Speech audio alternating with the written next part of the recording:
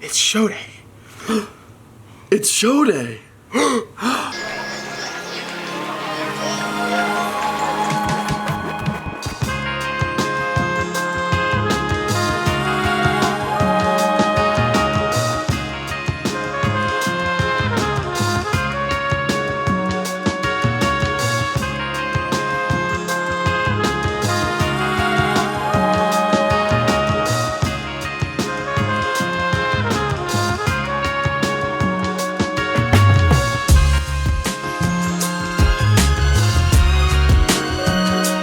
Jake and Caiden in the morning at noon. Hello and welcome to Jake and Caiden in the morning at noon. In this show, our goal is to shine some spotlight on the unknown and not very popular clubs, sporting events, and different types of programs at Blue Valley. Give some attention to the little guy. Speaking of the little guy, with us today is Mr. Mosier. Mr. Mosier, anything you'd like to announce, such as a new sporting event coming to BV? Well, in fact, we do have a new sporting section of a sporting event, which will be boys bowling, which will be starting in 2022, the January of next year. Yay! Mosier, why is it that you've hid bowling from us for so long? Why is it that the girls have been able to experience the epic highs and lows of high school bowling while us boys sit in the rubble? Well, first off, it has been epic. I'm not really the force behind whether boys were able to bowl. We asked that question for a number of years. We have had girls bowling for about 10 years. Been very successful, and I think everyone who has participated in that sport has enjoyed it quite a bit.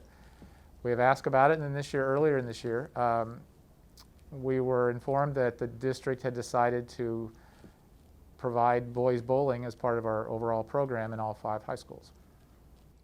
So, Mr. Mosier, would you say that you're the top dog in the BV bowling community? What's your highest pin count? What's your highest bowl? To answer the first question, probably not. I don't know about what kind of dog I am, but it works one way or another. The highest I've ever bowled, I believe, my personal best is about a 230 or so.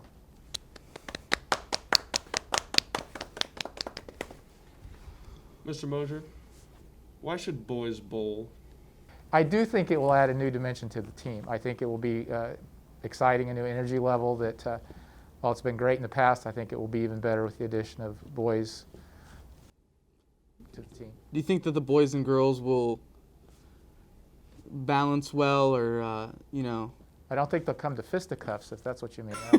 Open battle out on the. Typically, when we go to a meet, the girls will bowl at one end of the center, and usually the boys from the various other teams will bowl at the other end. They don't necessarily intersect. For practice, obviously, we'll be at the same bowling center in Belton, Aaron's and Belton. So you don't plan to segregate the boys from the girls at the Belton lanes? The reason I should? Well, in case things come to fisticuffs. No.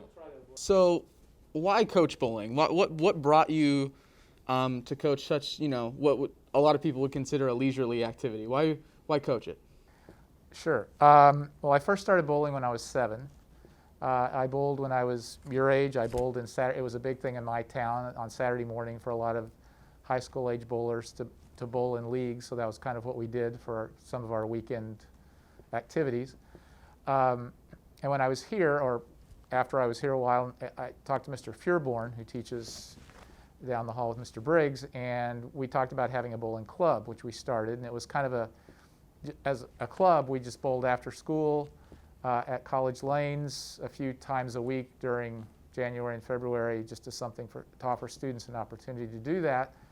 And there were a number of students who had bowled before, liked to bowl, just kind of found it a fun thing to do. And then about 10 years ago, Mr. Whitehead, who was our then athletic director, came to me and said the district was starting a girls bowling team. And since I had been doing the club sport or club activity, asked me if that was something that I'd be interested in taking over coaching in our building with that first group of girls. So that's how it got started here at Blue Valley High and in the district. Do you love coaching bowling? It's a lot of fun.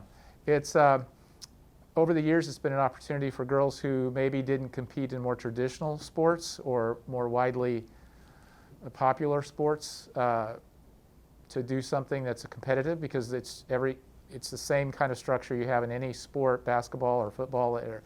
We have EKL meets, we have district meets, we have regional and state meets. And so there are levels of competition similar to what other more well-known sports have as well in the state of Kansas. Coach Mosier, is there anything you'd like to share with our audience? Maybe broadcast out a sample of the Tiger Paws meeting for those who weren't able to attend. Well, first off, we have tryouts the first full week in December, both for both boys and girls, and they can get information about specific dates if they want to talk to me about it. We'll have a varsity and junior varsity girls and junior varsity and junior varsity boys teams. Our season starts immediately after winter break. We'll practice early January. Our meets start pretty quickly after winter break, and the season culminates at the end of February. The last full week in February, we'll have the regional meets around the state.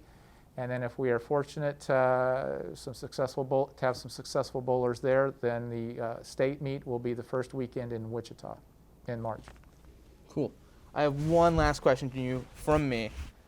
From the small sample of our interactions, would you say that I am captain of the bowling team material? You certainly are captain of the bowling team material. Whether or not we see that come to fruition, I guess we'll have to wait and see. Thank you.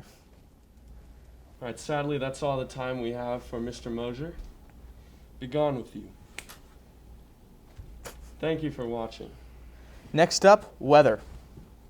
Give him the mic.